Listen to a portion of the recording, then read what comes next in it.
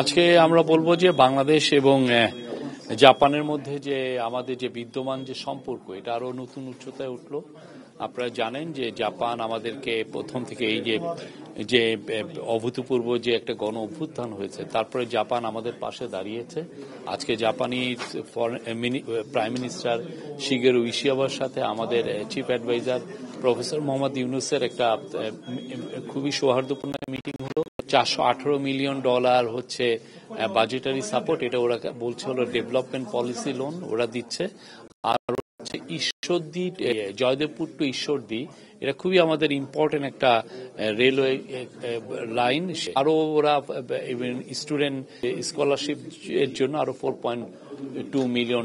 আমরা ওদের কাছ থেকে পাচ্ছি হচ্ছে 1.063, মানে $1 বিলিয়ন একটু বেশি আমরা ওদের কাছে পাচ্ছি। ফলে আমাদের আসলে এখন যে ইকোনমিক যে আমরা যে রিকভারির মধ্যে আছি, সেই রিকভারিতে এটা হেল্প করবে আমাদের। আর অন্যান্য অনেক বিষয় নিয়ে আলাপ হয়েছে। জাপান বাংলাদেশের সাথে তার বন্ধুত্ব আবার জানিয়েছে, সে তার সাথে আরো আমাদের সাথে নিবিড় বন্ধুত্ব করতে চায়। বাংলাদেশের আজকে মিটিং এ 30 মিনিটের বেশি মিটিং এ বাংলাদেশকে 5টা নেভিকে 5টা পেট্রোল বোট দিচ্ছে।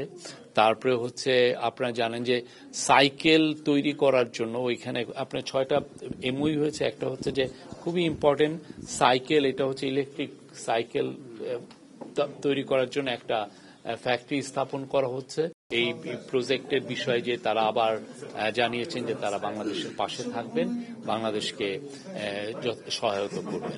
ওরা বলছে বাংলাদেশের সমস্ত কিছুতে ওরা হেল্প করবে এবং এই বাংলাদেশের যে ইলেকশনের ক্ষেত্রেও তারা হেল্প করবে। ইলেকশনে আমাদের ভোটার রেজিস্ট্রেশন এগুলো অনেক কিছু আছে, তো এটার জন্য আমরা তাদের কাছে কিছু কিছু ইস্যুতে আমরা সাহায্য চেয়েছি।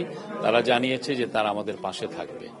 প্রবাসী বাংলাদেশিদের কাছ থেকে, বিশেষ করে জাপানিদের কাছ থেকে উনি অনেক কথা শুনলেন।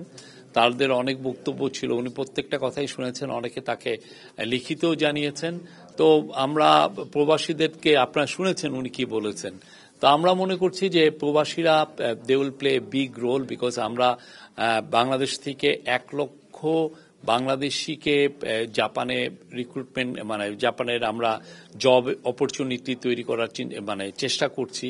তো সেই জায়গায় প্রবাসীদের একটা বড় রোল আছে যে তারা এখানে ব্রিজ বিল্ডার, ব্রিজিং হিসাবে কাজ করবে।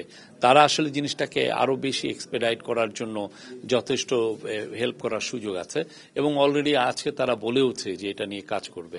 তারা আরো কিছু কিছু বিষয় বলেছে, তা আমাদের চিফ অ্যাডভাইজার সবগুলোই শুনেছেন।